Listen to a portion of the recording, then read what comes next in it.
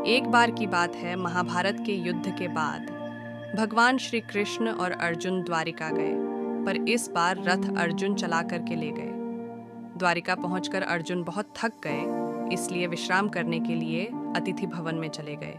शाम के समय रुक्मिणी जी ने कृष्ण को भोजन परोसा तो कृष्ण बोले, घर में अतिथि आए हुए हैं, हम उनके बिना भोजन कैसे कर लें। रुक्मिणी जी ने कहा, भगवान आप आरंभ करिए, मैं अर्जुन को बुलाकर लाती हूँ। जैसे ही रुक्मिणी जी वहां पहुंची तो उन्होंने देखा कि अर्जुन सोए हुए हैं और उनके रोम रोम से कृष्ण नाम की ध्वनि प्रस्फुटित हो रही है। तो ये जगाना तो भूल गईं और मंद मंद स्वर में ताली बजाने लगी। इधर नारद जी ने कृष्ण से कहा, भगवान भोग ठंडा हो रहा है। कृष्ण बोले, अतिथि के बिना हम नहीं करेंगे। नारद जी बोले, मैं बुला कर लाता हूँ। नारद जी ने वहाँ का नज़ारा देखा तो ये भी जगाना भूल गए और इन्होंने वीणा बजाना शुरू कर दिया। इधर सत्यभामा जी बोली, प्रभु भोग ठंडा हो रहा है, आप प्रारंभ तो करिए। भगवान बोले, हम अतिथि के बिना नहीं कर सकते। सत्यभामा जी बोली, मैं बुला कर लाती हूँ। ये वहाँ पहुँची तो इन्होंने देखा कि अर्जुन सोए हुए हैं और उनका रोम रोम कृष्ण नाम का कीर्तन कर रहा है और रुक्मिणी जी ताली बजा रही हैं, नारद जी वीणा बजा रहे हैं।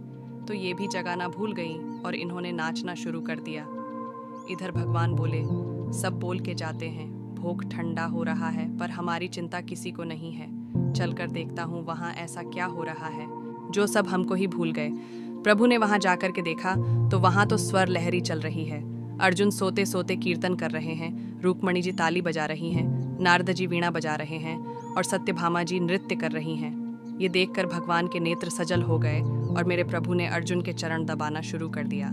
जैसे ही प्रभु के नेत्रों से प्रेमाश्रुओं की बूंदें अर्जुन के चरणों पर पड़ी तो अर्जुन छटपटा के उठे और बोले, प्रभु ये क्या हो रहा है। भगवान बोले, हे अर्जुन, तुमने मुझे रोम रोम में बसा रखा है, इसीलिए तो तुम मुझे सबसे अधिक प्रिय हो। और गोविंद ने अर्जुन को गले से लगा लिया। लीलाधारी, तेरी लीला भक्त भी तू, भगवान भी तू, करने वाला भी तू, कराने वाला भी तू। बोलिए भक्त और भगवान की जय। प्यार से बोलो, जय श्री कृष्ण, जय श्री कृष्ण, जय श्री कृष्ण।